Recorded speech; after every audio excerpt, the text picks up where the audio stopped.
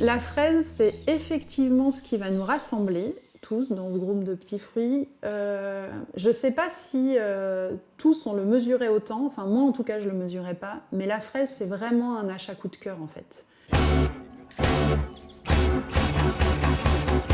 Et on s'est dit, ben voilà, il faudrait qu'on arrive à structurer un groupe pour pouvoir avoir accès à un suivi technique pour nous aider à nous professionnaliser dans ce métier-là, qu'on ne connaissait quasiment pas.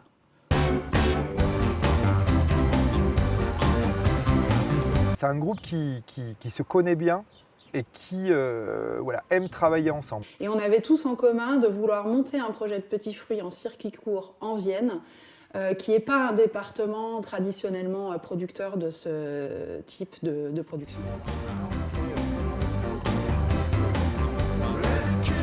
Tu vois, en écureuil, c'est pas mal, vous avez bien bossé. Hein. Ils sont tous sur les mêmes typologies de conduite, c'est-à-dire un cahier des charges spécifique avec de la fraise et des petits fruits qui sont produits dans du sol, ce qui est déjà à l'opposé d'autres typologies de conduite. Ils sont sur des réflexions assez similaires sur les itinéraires techniques, à savoir comment est-ce qu'on va pouvoir minimiser les intrants, comment est-ce qu'on va pouvoir gagner en précocité. On est sur des problématiques similaires. L'histoire de chacun s'affine en fonction de la vie du groupe, parce qu'on apprend tous quand même vraiment de ce collectif, et des échanges qu'on a avec ce technicien qui a à cœur de nous faire réfléchir sur la viabilité de nos projets. Quand moi je suis arrivée ici, c'était en friche totale. En fait, il y avait personne d'installé depuis au moins 5-6 ans. Donc la nature avait vraiment repris sa place. Et j'avais du mal à me projeter sur ce terrain-là en me disant voilà, je vais un peu tout casser en arrivant avec mes buttes de fraisier, mes bâches tissées, etc. Et donc du coup j'ai réfléchi sans forcément trop réfléchir, au final ça s'est fait un peu naturellement, mais de trouver une manière de travailler qui dénature pas du tout l'espace et l'environnement dans lequel je suis, quoi. D'où cette forme arrondie pour pas avoir des lignes qui cassent trop en fait le paysage, pour rester un petit peu dans un cadre, même un esthétique, mais aussi un cadre sans dénaturer en fait. C'est vraiment moi je voulais pas dénaturer mon espace. Là, la différence entre les deux zones, en fait, ici, donc, il y a toute la partie petits fruits, et de l'autre côté, la partie arbo. Et cette année-là, quand j'ai eu tous les oiseaux qui se sont abattus sur les petits fruits, myrtilles, groseilles et fraises principalement, on a acheté des filets et on a posé les structures, les piquets, là, on a posé les fils qui n'existaient pas sur certains petits fruits. Oui, l'année dernière, au mois de juin, il y a un moment, je me suis dit, je vais arrêter parce que là, c'est pas possible de continuer comme ça. Parce qu'en fait, depuis 2017 où je suis installé, j'ai l'impression que chaque année, il n'y a pas une année normale, quoi. L'année dernière, on a été la piquerie de Vipérine, si je dis pas de bêtises. Elle a poussé, elle n'en avait rien à fiche de la sécheresse. On avait du mal à venir désherber vers 11h parce qu'il faisait déjà 35 degrés. Et donc elle a pris le dessus. Elle est même montée beaucoup plus haut que ça. Elle est montée quasiment haut comme ça. Et le seul moment où on a pu arracher ces plantes, c'est en septembre. Et quand on a arraché, je me suis retrouvé avec les fraisiers exactement de la même grosseur qu'ils étaient en juin.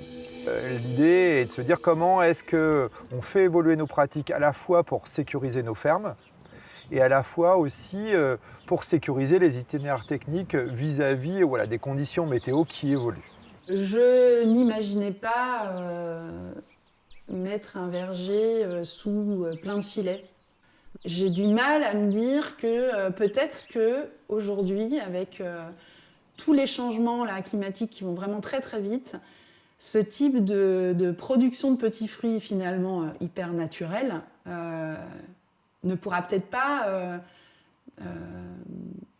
exister d'ici 10-20 ans. Peut-être qu'on va être obligé de les mettre sous perfusion, entre guillemets, c'est-à-dire sous filet par grêle, sous filet anti-oiseaux, sous filet des radiations, enfin des rayons du soleil beaucoup trop forts, où il faudra qu'on aille mettre des systèmes d'aspersion parce que le goutte à goutte ne sera pas suffisant. Enfin, voilà, pour moi, c'est des systèmes de production qui sont peut-être très, très bien pour la production, mais qu'on met un peu sous perfusion parce qu'en fait, l'équilibre naturel n'est plus possible. Ce qui est problématique, c'est on ne sait pas forcément vraiment où on va. On sait que dans ce cadre de réchauffement climatique, on aura des à-coups climatiques, mais la lutte contre le froid, la lutte contre la canicule ne sont pas forcément des luttes assez similaires en termes d'investissement. Et il est évident qu'il y a une peur vis-à-vis de ça. Il y a une peur de l'investissement, il y a une peur du demain. Après, moi, les réponses que j'ai à donner, c'est on peut sécuriser des systèmes avec des investissements qui peuvent être bien pensés et qui peuvent permettre des retours sur investissement cohérents. Alors, l'enjeu, il n'est pas de se dire on va surinvestir pour sécuriser 20 années sur 20.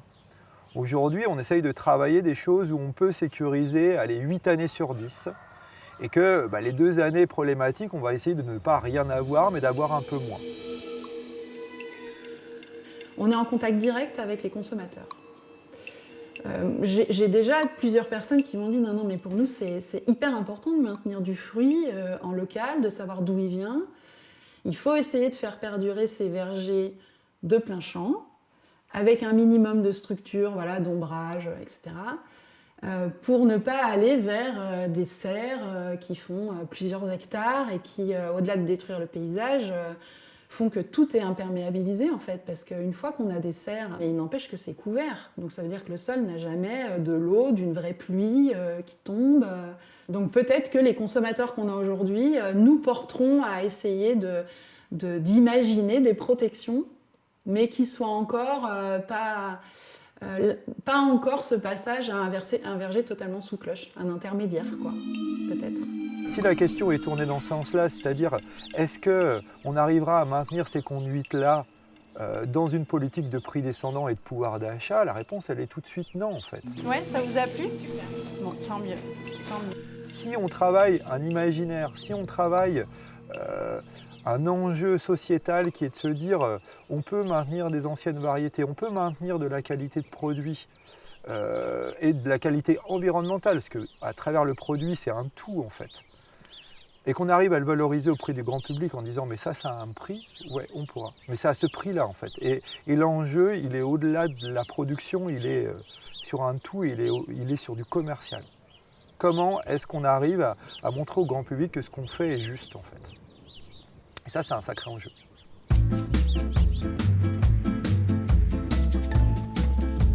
Bon, j'ai des fraises à manger, ça vous intéresse ?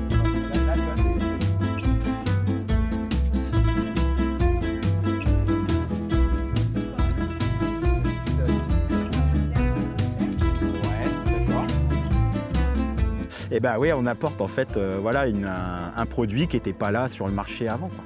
Cueillir à 7h, 6h, 7h le matin, aller déposer des fraises en magasin à 9h30. La première personne qui l'achète à 10h, elle avait une fraise sur pied il y a 3 heures avant, quoi. Et que les gens disent, ils croquent une fraise et ils disent « Ah là là, mais qu'est-ce qu'elles sont sucrées !» C'est-à-dire que les gens ont oublié le goût d'une fraise.